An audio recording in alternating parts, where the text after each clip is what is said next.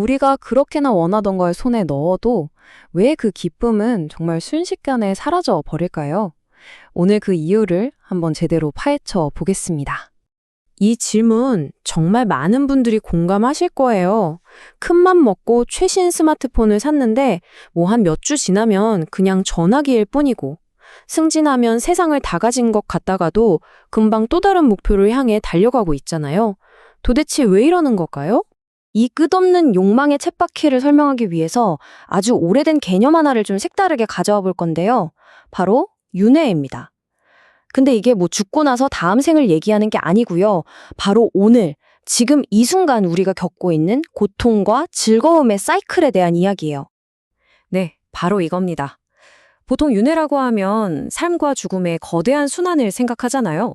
근데 여기서 말하는 윤회는 우리 인생 안에서 고통과 쾌락이 계속해서 반복되는 그 사이클 자체를 말하는 거예요. 매일매일 우리가 그 위를 달리고 있는 거죠. 자, 그럼 이 쳇바퀴 대체 어떻게 굴러가는 걸까요? 우선 그 첫 번째 단계, 고통부터 한번 파헤쳐 보죠. 고통의 가장 큰 특징이 뭐냐면요.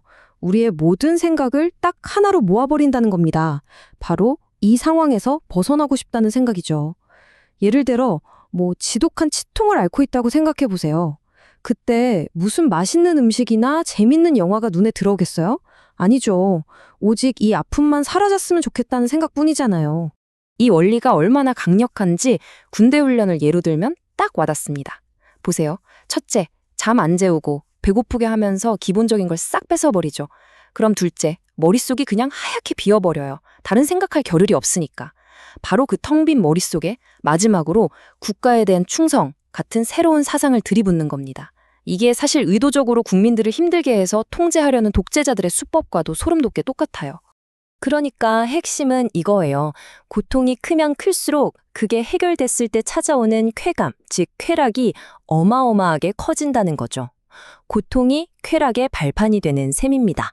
자, 그럼 이제 쳇바퀴의 반대편으로 가볼까요?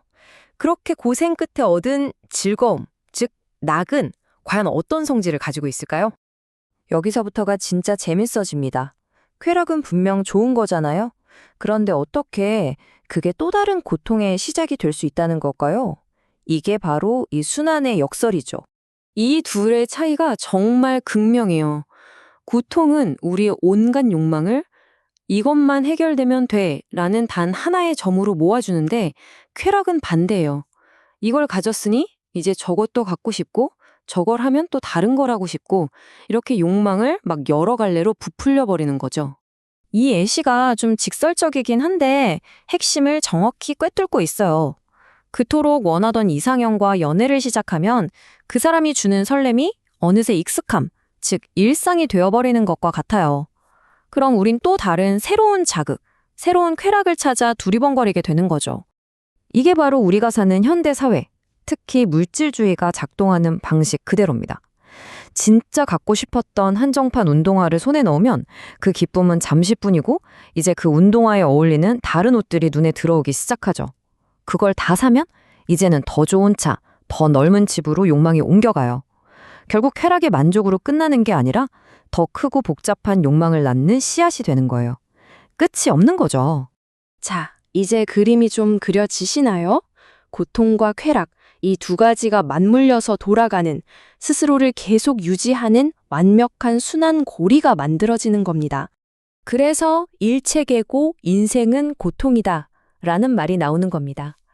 근데 이게 인생은 정말 비참해 이런 비관적인 뜻이 아니에요.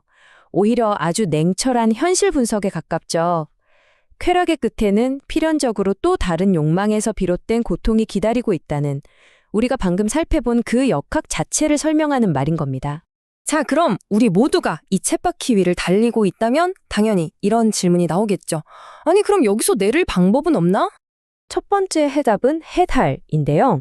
이게 무슨 대단한 경지가 아니에요. 바로 알아차림, 즉 자각입니다.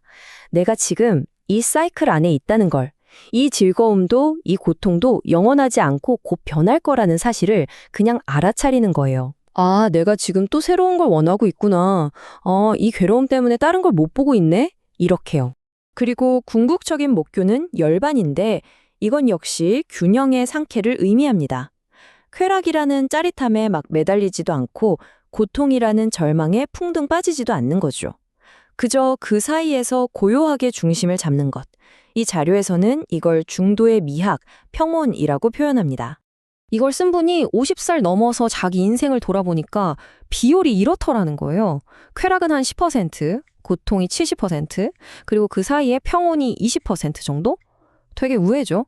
우리는 보통 행복한 삶이란 저 쾌락의 비율이 막 50%는 넘어야 한다고 생각하는데 현실은 그렇지 않다는 거죠. 바로 이 지점에서 관점의 대전환이 일어납니다. 진짜 목표는 저 10%짜리 쾌락을 어떻게든 늘려보려고 아등바등하는 게 아니라는 거예요. 오히려 저 20%의 평온한 상태를 25%로 30%로 조금씩 넓혀가는 것이 진짜 행복에 가까워지는 길이라는 거죠.